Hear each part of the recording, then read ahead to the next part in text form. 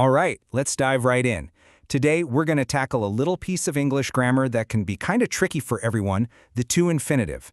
But stick with me, because by the end of this, you're going to feel so much more confident using it. I mean, this is the classic question, right? Want to learn or want learning? You can kind of feel that one sounds right and the other not so much. But do you really know why?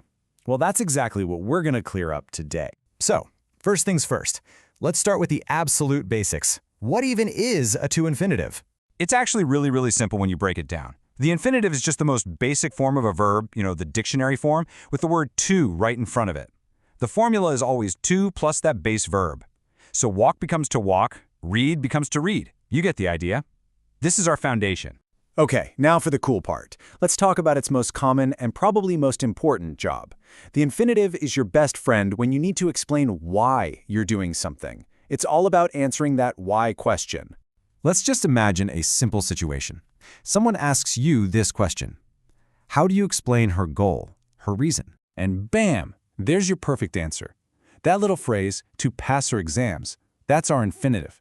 And it tells us her purpose. It's the reason why she studies hard. It's just so direct and clear. Let's do one more just to lock it in. Why did I go to the shop? The purpose was to buy some milk. You see that pattern? The action is went to the shop, and the infinitive, to buy, explains the reason behind it. Honestly, if you master this one use, you're already halfway there.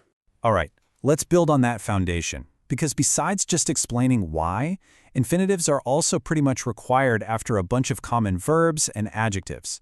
Once you start to see the pattern, putting sentences together becomes so much easier. So, here's the deal. There's a whole group of verbs in English that just really want to be followed by a to infinitive. You just kind of have to get to know them. Let's look at a couple of the biggest ones. First up, a classic, the verb want.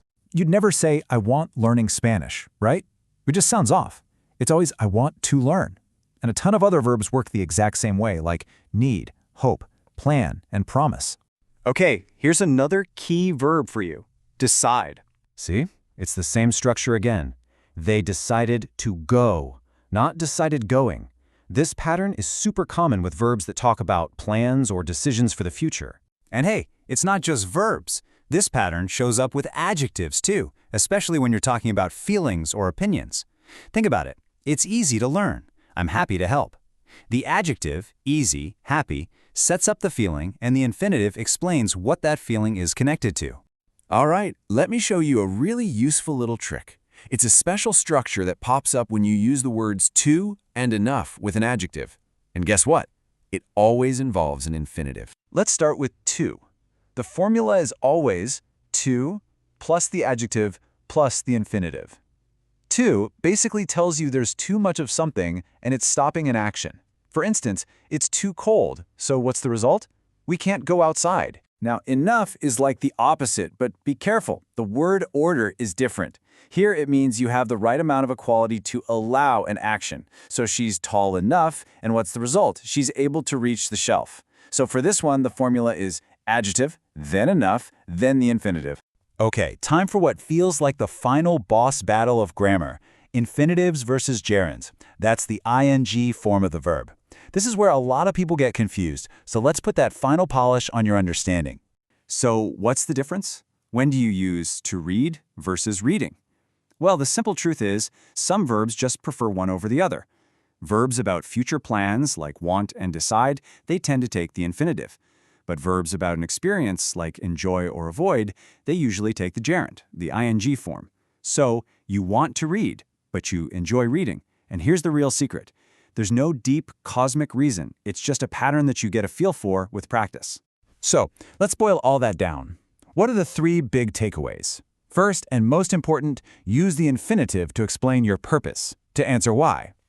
Second, start making a mental list of those key verbs and adjectives that love to be followed by infinitives. And third, remember those special little formulas for to and enough. If you can get these three things down, you've totally got this. And that's pretty much a wrap. So I'll leave you with this one question to think about. How will you use an infinitive today? Seriously, try to make a sentence right now, maybe to explain what you plan to do next. Because actually using this stuff is the absolute fastest way to make it stick. Thanks for listening.